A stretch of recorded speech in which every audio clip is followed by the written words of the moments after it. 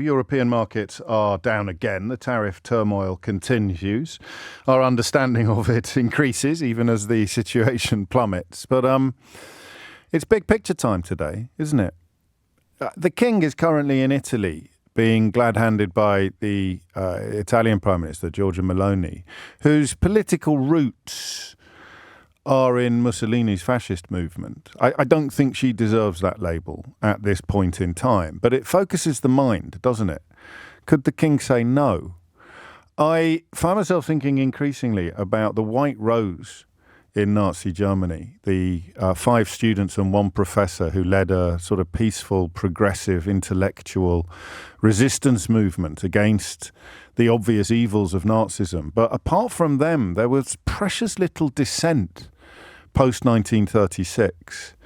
And until, of course, Hitler annexed, which is something of a euphemism, Sudetenland, and subsequently invaded Poland, the rest of the world was relatively relaxed about Adolf Hitler. I think Churchill possibly the only one who wasn't. I know that's incredibly simplistic, and I'm not claiming to have all the history. But, you know, well, if you don't know, there's pages and pages of writing you can read to refresh your memory or to educate yourself. The Daily Mail, still a massive newspaper back then, was incredibly, the owner was a huge fan of Adolf Hitler and of Oswald Mosley and the Black Shirts. Huge fan, exchanging personal correspondence, I think with the Führer himself, but certainly with incredibly senior members of the Nazi Party. And the obvious comfort that much of the ruling class in this country had with the prospect of fascism was crystal clear until the imperial ambitions appeared, until Hitler started actually invading sovereign territories, at which point, of course, everybody begins to worry that they might be next. But there were people in this country, very high up people in this country, who were hoping for a Nazi defeat of the Allies, and essentially, there's all sorts of stories, isn't there?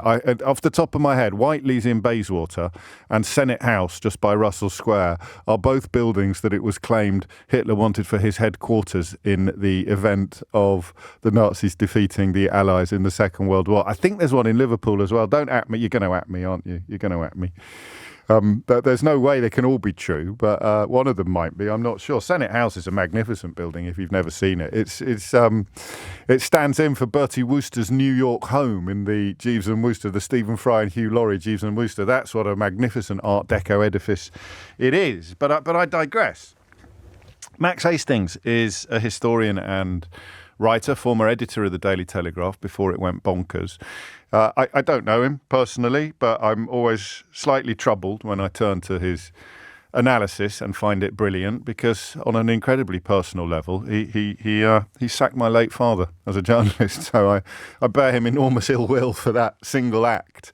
But it's not obviously enough to dilute in any way the quality of his commentary or his expertise as a historian. And he points out today that sensible people in the United States, he provides a really helpful catalogue, actually, of just some of the things that speak to the F word, that speak to the facts of the matter. Thoughtful Americans, he writes, use the F word, fascism, even while we are still cautious about doing so. And we are, aren't we? I am. I've used the word probably a little bit too liberally over the years. We all have. You've probably called a parking ticket inspector. What do we call them? A traffic warden. You've probably called a traffic warden a fascist in your mind, silently, if not actually out loud, with little bits of spittle coming out of your mouth because you're so furious about. Called a teacher he's such a fascist. Have you called your boss a fascist? I don't know. Who have you called a fascist recently?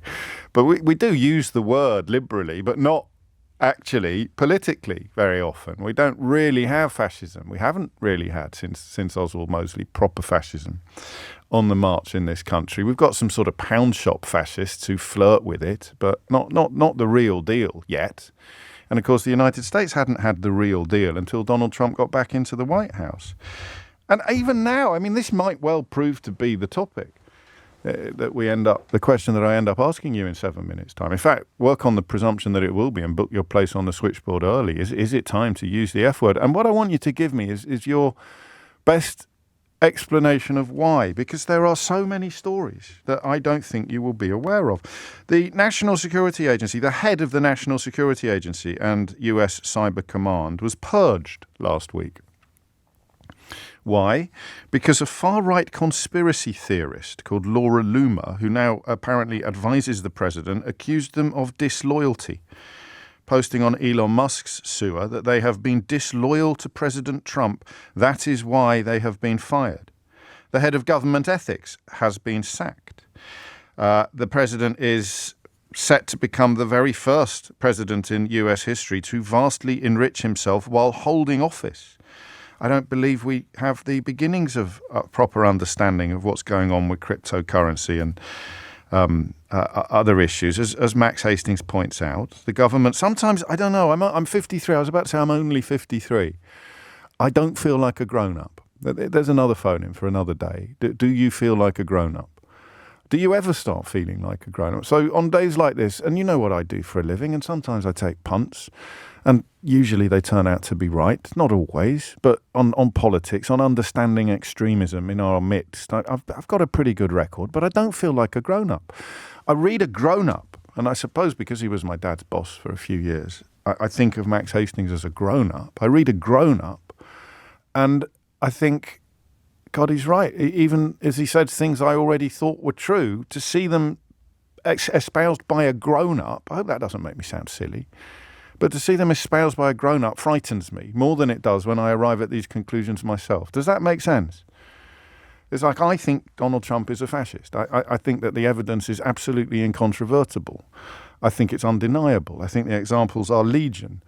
But it doesn't quite land with the same thud of horror as when I see a writer of Max Hastings's stature arriving at a very similar conclusion. I don't know that he actually goes there himself, but he points out that thoughtful Americans are using the word, and we are cautious of doing so. We must abandon any pretense that what is happening to the United States falls within the parameters of the normal, as we have known it. It does not. Fear and hatred are the tire levers in Trump's toolkit. Thoughtful Americans use the F word, fascism, even while we are still cautious about doing so. Is it time to stop being cautious?